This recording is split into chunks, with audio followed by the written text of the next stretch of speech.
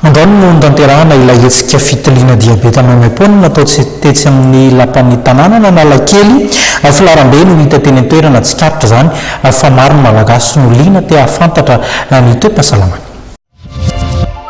Vao maraina dia efa Filarambe no tazana teny amin'ny lapan'ny tanàna Analakely. Nijery ny toe-pahasalamana na mitondra ny diabeta na tsy ireo olona. Ho an'ity ramose iray ity dia ny fambara fanina no nandrisika azy anao ity fitiliana maimaim-poana ity. Ny toe-batana zany no nandrisika anatin'izay satria efa misy fambarana miseho zany hoe fambarana. Voalohany indrindra aloha ilay izy maimaim-poana dia ny anankiray hoe mba te hitsapy ohatra manokana mba te hitsapy amin'ny amaty. Ny anara-maso ny fahasalamana kosa ho an'ireo olona sasany izay efa nahafantatra hatramin'ny taona maro ny fisian'ny diabeta ao aminy. Nanomboka ny taona 2010 sy 790 no nahafantatra fa tratran'ny diabeta i Martin. Manara-maso ny toe-batany matetika izy ary manaraka rejima ihany koa. Raha ny sakafo aloha dia miofo, tsy misy rejima tsy maintsy arahana zany fa taty aoriana zany misy misy exposition zay nataony Namadiaka any amin'ny ahitana Montavo zany Montavo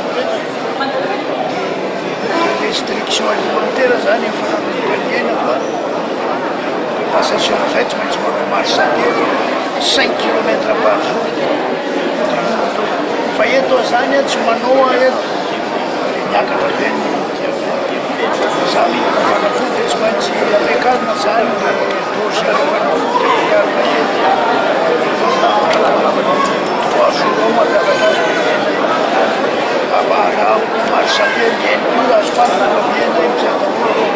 Hetsika natao indrindra hiadiana amin'ny diabeta no tanjon'ny orinasa Farmadif niaraka tamin'ny Amadia sy ny commune Antananarivo renivohitra. Ny mois de novembre ny volana natokana ho an'ny fiadiana amin'ny diabeta ka tamin'ny 14 novembre aloha zany ny journée officielle eran'izao tontolo izao mikasika ny diabeta fa les journées officielles zany teto Madagasikara natao tany Morontsiraka dia ny androany zany natao manokana ho an'ny eto Antananarivo sy ny région de Analamanga dia izay nanaovantsika anazy hoe maraina zao valavataona ny arivo fa isan-taona misy foana ny fitiliana faoboatra zao toy ny Farmadif miaraka amin'ny association.